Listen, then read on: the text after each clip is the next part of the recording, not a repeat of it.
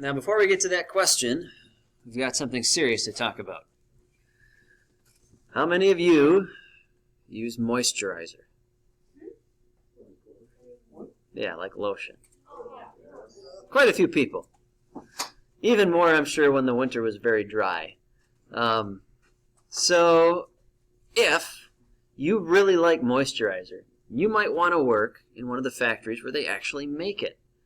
If you do, I have some advice that you need to take. If you really want to work at one of these moisturizer factories, the best thing you can do is apply daily. Oh my. I appreciate that, Tati. That was a genuine smile.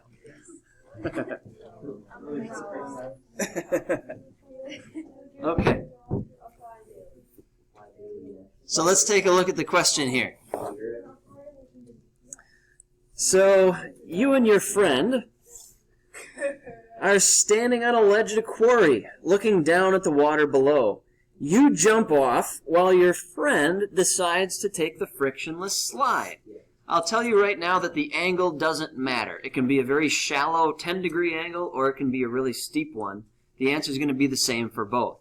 Now, when it says frictionless slide, you know, we're kind of used to slapping frictionless onto some things before we deal with it on a more difficult level.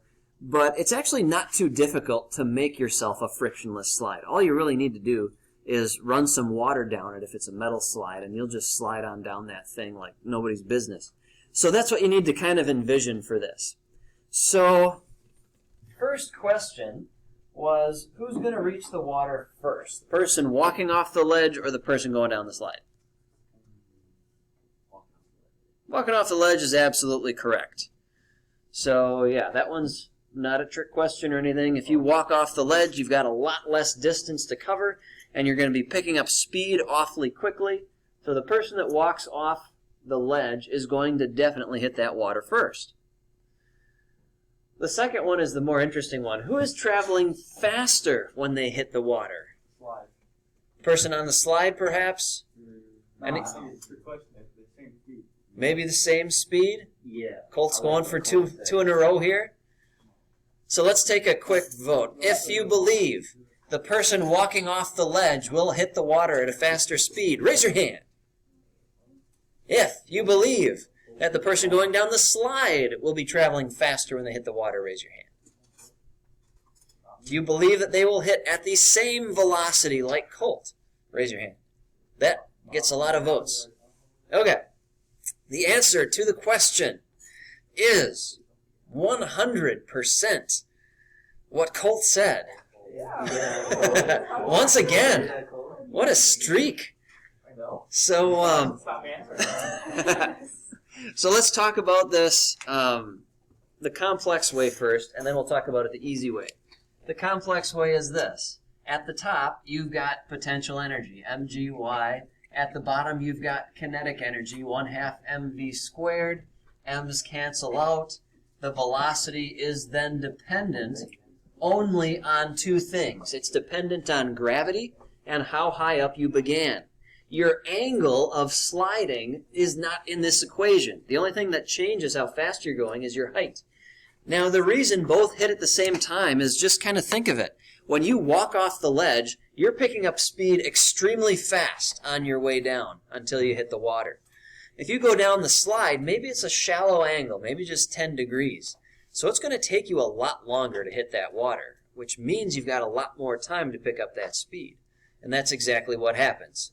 You have just enough time to pick up all of that speed that the person walking off the ledge got pretty much instantaneously. So yeah, both people will hit the water at the exact same time. All of that potential energy will be transferred to kinetic energy at the bottom, whether you're going down the slide or whether you are walking off. Okay. So let's take a look at worksheet number 4. Okay. Page 1 is themed off some classical wrestlers there. Backside is kind of a random thing. Let's go ahead and talk about number 5, because this is a little bit different from what we did in the notes. Pretty much all of page 1 you can solve straight ahead the same way we did the notes. So let's take a look at number 5. Here, it gives us power. It tells us that a motor that operates at a power of 7.5 kilowatts, which is equal to 7,500 watts, that raises a 500 kilogram piano 10 meters off the ground. And we need to find out how long that takes. So in the end, folks, this power equation is always going to be the same. Power is work divided by time. All we have to do, if we're looking for time, is we got to find the other two things. So we know power was given to us. Now we got to find work. And judging by the information they lay out, what kind of work or change in energy should we use here?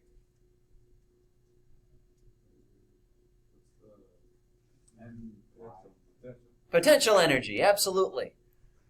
So we're going to take change in potential energy here, and we're going to calculate that number. So change in potential energy, mgy minus mgy original. And it tells us it lifts it 10 meters off the ground, and the mass is 500 kilograms. So if it's lifting it up off the ground, the original height is 0, yep. So then we've got 500 times 9.8 times that final height of 10. And when you do that, you should end up with 49,000 joules.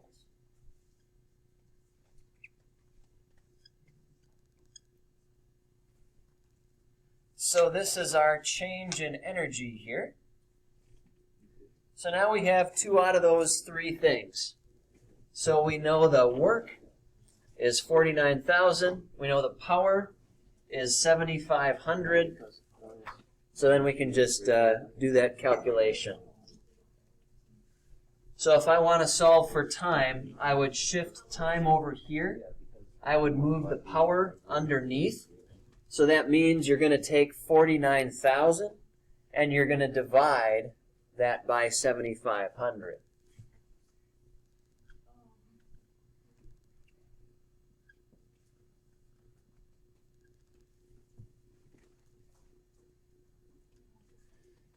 And that'll get you an answer of 6.53 seconds.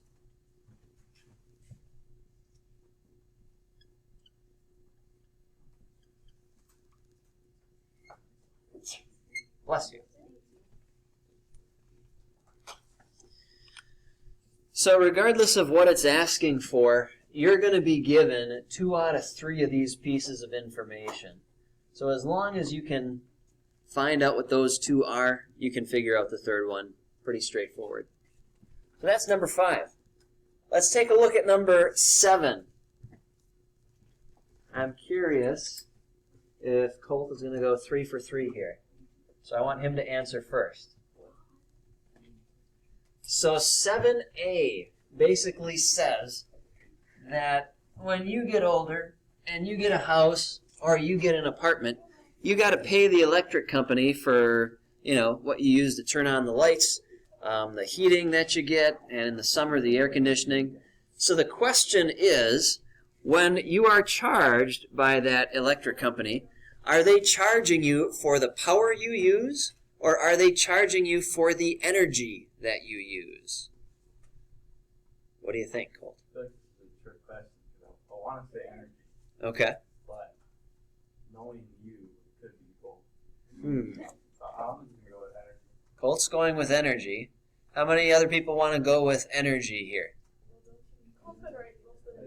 Colt's got the hot hand, so you're going to... I think it's energy. How many people want to go with power? Anybody? Wait. Energy is... Okay. Which one? Yeah, power. Wait. I don't want to give any hints out. So, what you are being charged for. When you get that bill in the mail, from me it's from We Energies, is for energy. Well done.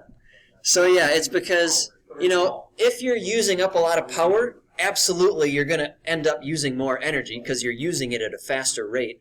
But ultimately, in the end, it is energy that you are being charged for by the electric company. So, okay. Let's take a look at let's do number 4. That's a fun little one, too. This one we can talk a little bit about Rochelle, who is my sister-in-law. That's how she found her way in here. So she's an adventurous girl, and in this question she's climbing Mount Kilimanjaro. And she does that over the span of 2 hours, and over that period of time she goes up by 540 meters, which is a long ways. So for letter A, we got to find her change in potential energy. Well, that's easy enough.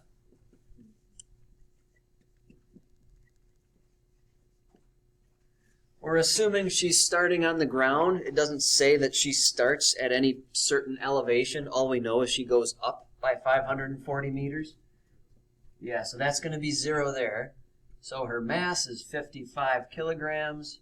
G is 9.8. Height is, what did I say, 540? Cool.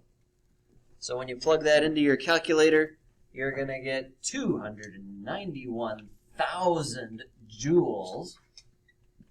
That would be the work that Rochelle accomplished as she was climbing Mount Kilimanjaro. Or, if you're a scientific notation nerd, 1, 2, 3, 4, 5, 2.91 times 10 to the 5th.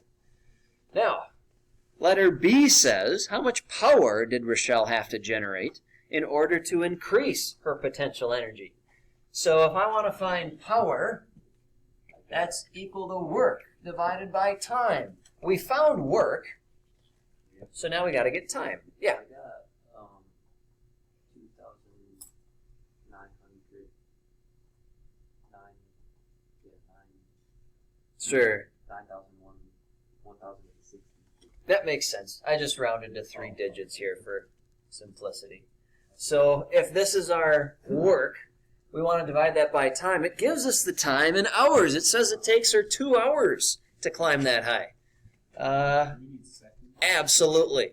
When we are talking about these units, remember, you always need SI units. You need kilograms. You need meters. You need seconds, and this is no exception. So how do we go from 2 hours to seconds? Close. Yes. So we got to multiply by 60 because that'll give us a bigger number, which we'll have in seconds then. So 2 times 60 times 60 is 7,200. So all we got to do, divide that work by 7,200 seconds, and that gives us our answer in power. So that would be, if we do the calculation, 40.4 watts.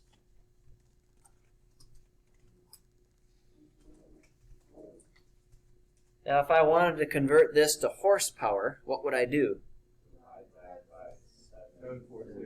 746, right on the money. Very good. Okay, what else can we do here? Let's see what we got on the front page. Number 1 talks about the Macho Man. Number 2 is about Hulkster and Hacksaw. You guys know who Hulkster is. Everybody does. Anybody know who Hacksaw is when I refer to him? That's Hacksaw Jim Duggan. Old wrestler. He carried a 2x4 with him to the ring. It was fun. So let's do number 2, just for the fun of it.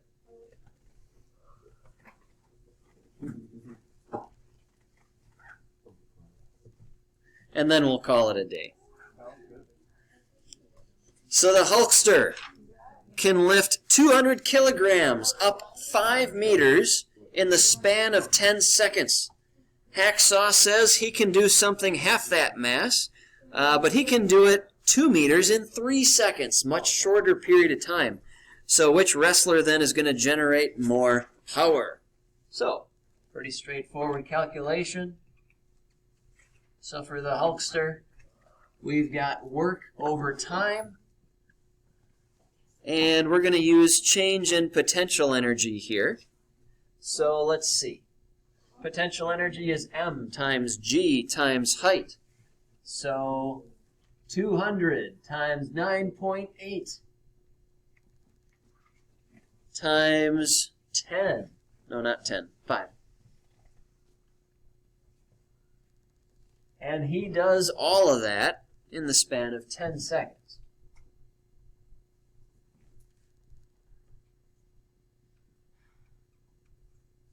Meanwhile, Hacksaw Jim Duggan does the same thing, but he's got a different mass, he's got a different height, and he's got a different time.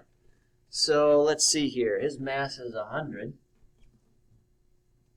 9.8. Height is 2 meters, but it only takes him 3 seconds to do that. So we got to find out which of these professional wrestlers has more power here.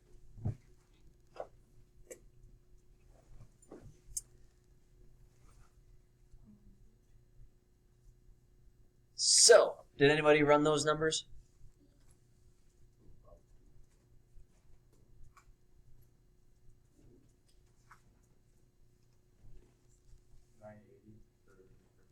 Okay.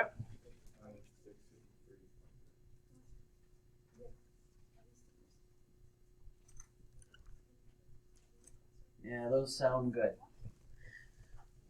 So the Hulkster provided more power there.